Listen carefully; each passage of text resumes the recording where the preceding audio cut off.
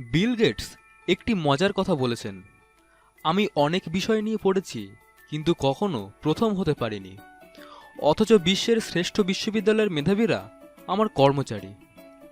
পৃথিবীতে প্রচুর সফল মানুষ রয়েছেন যারা প্রথম জীবনে এক বা একাধিকবার শোচনীয়ভাবে ব্যর্থ হয়েছেন, কিন্তু তারপরেও তারা হাল ছাড়েননি এবং তাদের সাফল্য দুনিয়াকে অবাক করে দিয়েছে। এমনই কিছু মানুষের প্রথম জীবনের ব্যর্থতা এবং সবশেষ সফলতা নিয়ে আজ এই ভিডিও, তবে অবশ্যই শেষ পর্যন্ত দেখবেন। আজ যারা সফল তাদের কারোর জীবনেই এক ধাপে সফলতা আসেনি, বহু চড়াই উতরাইয়ে সিঁড়ি পেরিয়ে আজ তারা সফলতার শীর্ষে। এরকমই একজন আমেরিকার প্রাক্তন প্রেসিডেন্ট আব্রাহাম লিঙ্কন। খুব গরিব পরিবারের সন্তান এবং প্রথাগত শিক্ষা ছাড়াই আমেরিকার একজন সফল প্রেসিডেন্ট হয়ে ওঠার গল্প আজও ইতিহাসে উজ্জ্বল।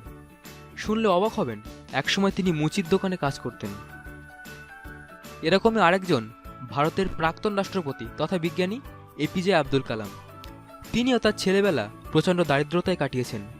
তার ছেলেবেলাটা আমার আপনার মতো বাবা মায়ের কাছে আবদার করতে করতে কাটেনি। তিনি অতি অল্প বয়স থেকেই সংবাদপত্র বিক্রি করতেন নিজের পরিবারকে সাপোর্ট করার জন্য। 4 বছর বয়স পর্যন্ত যিনি কথা বলতে পারতেন না, 7 বছর বয়সে তার শিক্ষকরা তার উপর আশা হারান। তিনি আর কেউ নন, নোবেলজয়ী বিজ্ঞানী আইনস্টাইন। তার মতো আরও একজন বিজ্ঞানী টমাস আলভা এডিসন।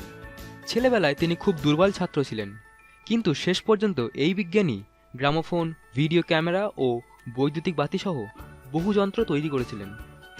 অর্জন করেছিলেন নিজের নামে 1000-এরও বেশি পেটেন্ট। হ্যারি পটার খুব পরিচিত একটি নাম, তাই না? এর পেছনেও আছে একটি সফলতার গল্প। হ্যারি পটারের স্রষ্টা জে.কে. রাউলিংকে প্রকাশকরা ফিরিয়ে দিয়েছিলেন এই বই ছাপালে আদৌ বিক্রি হবে কিনা সেটা ভেবে। কিন্তু অদ্ভুত ব্যাপার এই যে এই বই বিক্রি করেই তিনি আমেরিকার প্রথম বই বিক্রি করে বিলিয়নার হন। পরবর্তীকালে এই সিরিজের সিনেমাগুলিও জনপ্রিয়তা অর্জন করে। ক্রিয়েটিভিটি ও আইডিয়ার অভাব থাকার কারণে তাকে সংবাদপত্রের চাকরি হারাতে হয়, কিন্তু পরবর্তীকালে তিনি একাধারে চলচ্চিত্র প্রযোজক, কাহিনীকার ও অ্যানিমেটর হিসেবে জনপ্রিয়তা অর্জন করেন।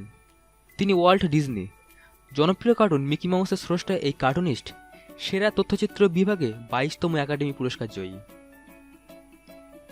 11 বছর বয়সে মেডিকেল টেস্টে ধরা পড়ে একটি বিশেষ গ্রোথ হরমোনের অভাব রয়েছে তার মধ্যে। এছাড়াও তিনি অপুষ্টিতে ভুগতেন। সমবয়সীরা তাকে খেলতে নিত না, দল থেকে বাদ পড়েন তিনি আর কেউ নন, সর্বকালে অন্যতম সেরা ফুটবলার লিওনেল মেসি। এছাড়াও তিনি একসময় নিজের ফুটবলের খরচ জোগাতে চায়ের দোকানে কাজ করতেন। অপরাহ উইনফ্রে এই জনপ্রিয় মার্কিন টেলিভিশন ব্যক্তিত্ব queen of television talk show নামে পরিচিত। ফোর্বস ম্যাগাজিন অনুযায়ী তিনি প্রায় $3 বিলিয়ন মালিক। তিনি তার জীবন শুরু করেছিলেন সংবাদ উপস্থাপক হিসেবে, কিন্তু তিনি দেখতে ছিলেন অত্যন্ত কুৎসিত। ক্যামেরার সামনে দাঁড়ানোর মতো সৌন্দর্য তার ছিল না।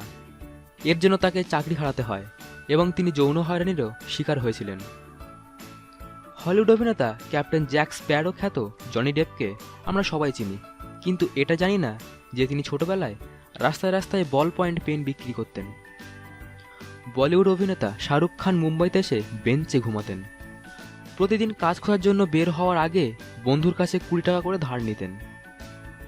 অ্যান্ড্রু কার্নেগি প্রচুর গরিব ঘরের ছেলে ছিলেন। তিনি একটি খামারের কাজ করতেন। পরে তিনি আমেরিকার অন্যতম শ্রেষ্ঠ ধনী ব্যক্তি হয়েছিলেন।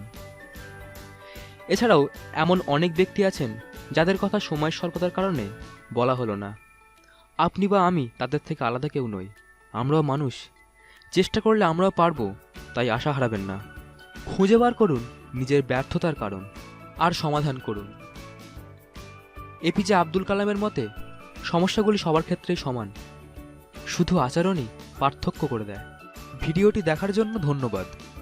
যদি ভিডিওটি ভালো লেগে থাকে তাহলে প্লিজ লাইক করবেন, কারণ সেটি আমার মোটিভেশন। ভিডিওটি শেয়ার করতে পারেন আপনার সেই বন্ধুদের সাথে যারা আজ হতাশ। অবশ্যই সাবস্ক্রাইব করে আমাদের সাথে থাকবেন।